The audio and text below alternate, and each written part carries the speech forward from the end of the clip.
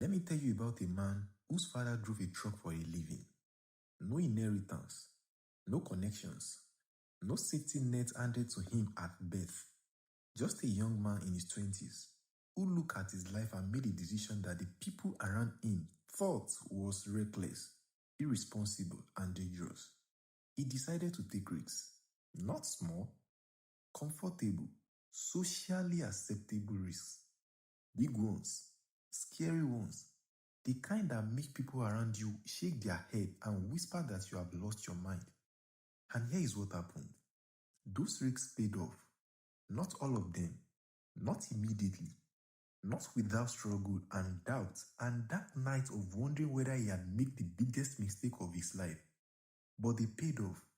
And the same people who condemned him, the same voices that told him he was foolish, were the first ones celebrating when the house was built and the business was standing, and the life he had chosen over safety turned out to be more real than anything playing safe would have ever produced. My name is Dan. Welcome to Invest with Dan. And today we are talking about risks, what it really means, what it really costs, and why the most dangerous thing you can do with your life is never take one. Let us get into it. His father drove a truck, and I want you to understand what that means in real terms. It means his father left early and came home late.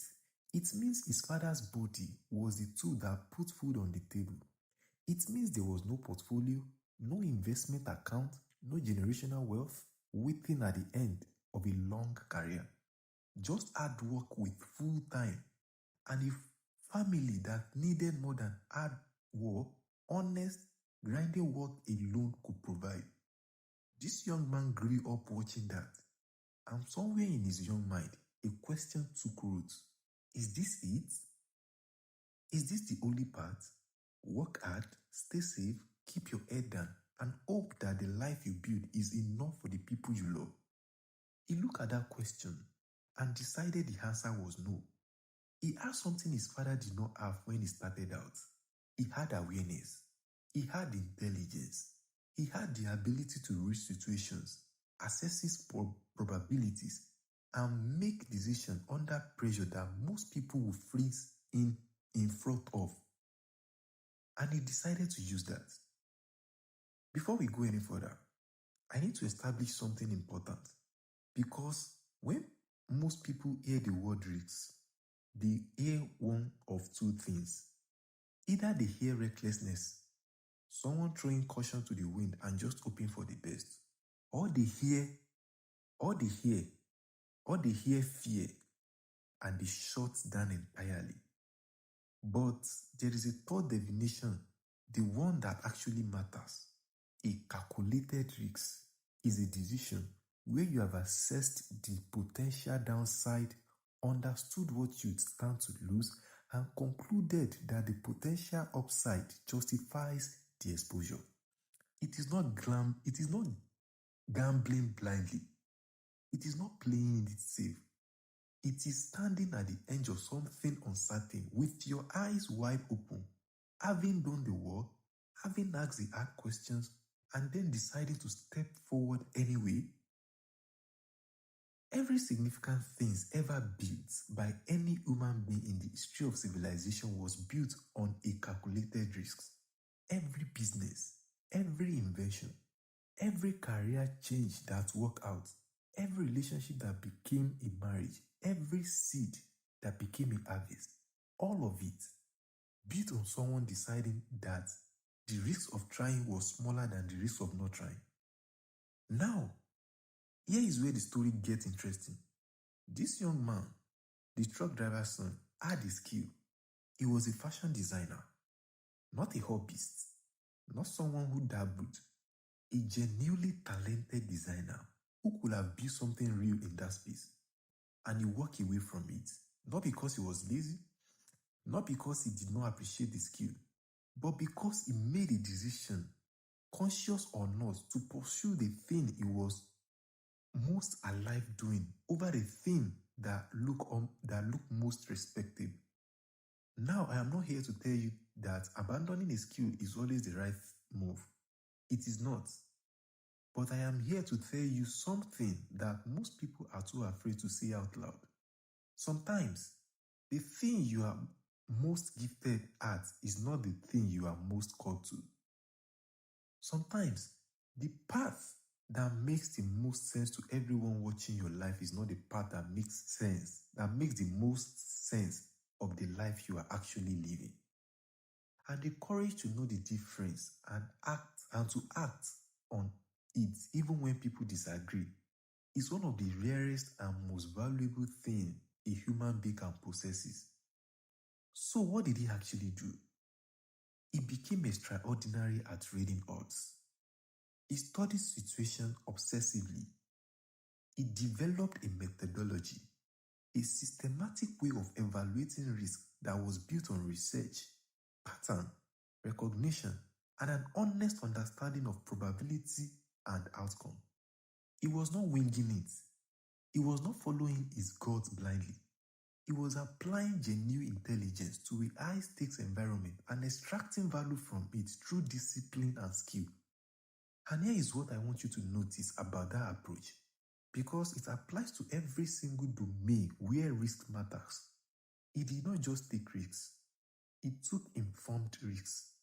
He studied before he acted. He understood the variables. He knew what he stood to lose, and he decided the potential gain was worth the exposure. He used his winning not to fuel lifestyle inflation, but to build something tangible. A house, stability, an entity, something that will exist beyond the next win or loss. This is the difference between the person who takes risks wisely and the person who just gambles and hope. The wise risk takers always has a plan for the upside. Always. Now let us talk about the chorus, because there is always a chorus. In every story of someone taking a bold risk, there are people around them who cannot understand it, will not support it, and make their disapproval known loudly and repeatedly. This man had that chorus. Family members who shook their heads, friends who questioned his judgment, people in his community who used him as a cautionary tale about what happens when you do not follow the conventional path. And here is what I want to say about that chorus. And I want to say it with love, because some of you are that chorus for someone in your life right now. The people who condemn your risk are almost always operating from fear, not malice, not hatred. Fear of what it will mean if you succeed on an unconventional path, because it will challenge everything they have told themselves about why they're still on the conventional one.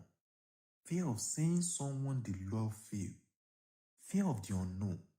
Fear dressed up as wisdom. Fear dressed up as concern. Fear dressed up as a good advice. And here is the hardest truth about that kind of fear. It can sound completely reasonable. It can sound like love. It can feel like protection. But if you let other people's fear become your own prison, you will spend your life building a cage that will never meant for you and calling it safety. And then came the moment that defined everything. He made his biggest move. The kind of decision that even the people who had watched him succeed before could not fully get behind. The stakes were higher than they had ever been. The uncertainty was real. The potential for loss was significant. And people condemned him again. Loudly, directly, very urgently. Turn back. This is too much. You have already won enough. Why will you risk what you have built on something this uncertain? And he said something that I think constantly about. He said, if I take these risks, I might lose everything. And if I do not take these risks, I will lose everything slowly. Because this is what playing safe at the moment when life is calling you forward actually costs you. Not a dramatic, visible loss, but the slow, quiet, invisible erosion of a life that was capable of more but chose less. The dreams quietly shelved, the potential quietly capped, the version of yourself that was possible quietly replaced by the version that felt safer. He took the risk, and it paid off.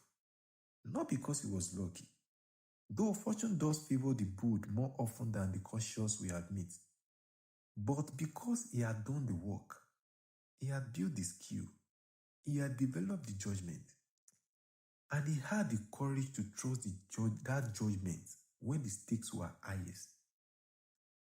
Let me break this down practically because I do not want this video to just be an inspiring story. I want it to be a tool you can actually use. Here is how a calculated risk actually works in practice. Step 1.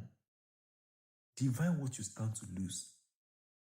Before you take any significant risks, professional, financial, personal, you must be honest about the downside. Not the catastrophic imaginary downside that fear creates in your mind at 2 a.m. The realistic, probable downside. What actually happens if this does not work? Can you recover from that? How long will recovery take? What resources do you need to survive the worst case? If you can survive the worst case, the risk is probably worth serious consideration. Step 2. Define what you stand to gain. Not the fantasy upside. Not the best case scenario if everything goes perfectly upside. The realistic probable upside. If this works, what does life look like? What does it open up? What does it make possible? Step 3. Ask, what is the cost of not taking the risk? This is the question most people skip. They weigh the risk of acting against the safety of not acting, as if not acting has no cost. But it always has a cost. The business never started. The career never changed. The investment never made. The conversation never had. Not acting is a choice, and it compounds just like acting does, just in the opposite direction. Step 4. Prepare for the outcomes, whatever it is. The wise risk taker does not just hope, they prepare. They know what they will do if it works. They know what they will do if it does not. They are not naive about the uncertainty. They are equipped for it. Step 5. Act. Because all the analysis in the world means nothing without the moment where you actually step forward. Paralysis disguised as preparation is still paralysis. At some point, you have to move.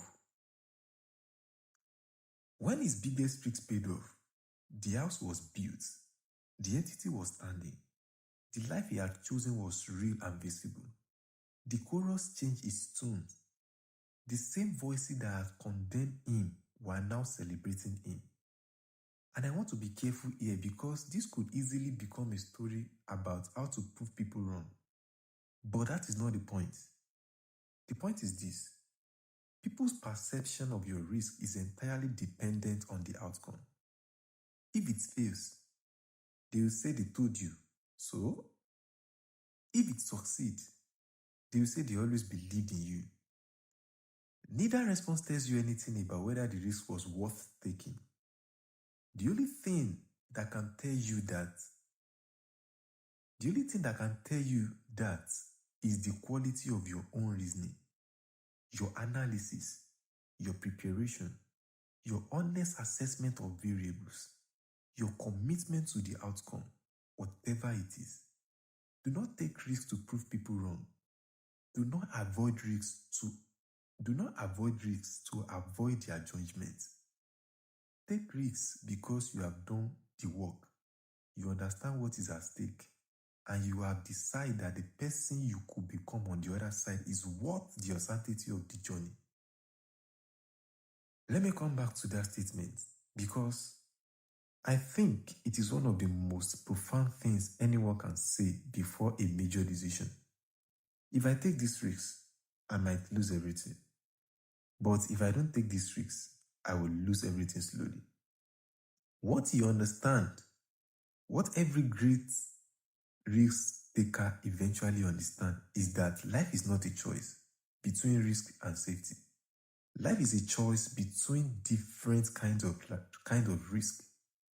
The risk of trying and possibly failing, and the risk of not trying and certainly wondering. The risk of building something bold and watching it fall, and the risk of building nothing and watching yourself fade. The risk of being wrong and having to start over, and the risk of always being careful and never finding out what you were capable of. Every single day that passes is a day you will never get back. And the question is not whether to risk it. The question is, which risk is worth your one life? Life is full of risk, not as warning, as an invitation. The man whose father drove a truck understood something that took courage to live by. That the life you want is on the other side of a decision that frightens you. Not a reckless decision, not a blind one. A calculated, informed, prepared, eyes-wide opening decision to step into uncertainty because the alternative is a life lived entirely inside the boundaries of what felt safe. I'm not telling you to throw everything away tomorrow. I'm telling you to look at the risk you have been avoiding. The career move, the business idea, the investment, the conversation, the thing you keep saying you will do when the time is right. And ask yourself honestly, what is the real cost of not doing this? Because that cost is real. It is just quieter than the cost of failure. And quiet costs are the most dangerous ones because they compound in silence until one day you look up and realize the life you were waiting to be safe enough to live has already passed. Take the risk, the calculated one, the informed one, the prepared one. Take it because you might win. And even if you do not, you will know. And truly knowing that you showed up for the life you were capable of is worth more than any safe arrival at a destination you never really chose. I will see you in the next one. If this video lit something in you, like it, share it, and subscribe. Because there is someone in your life who needs to hear this today. Stay bold, stay calculated, stay building.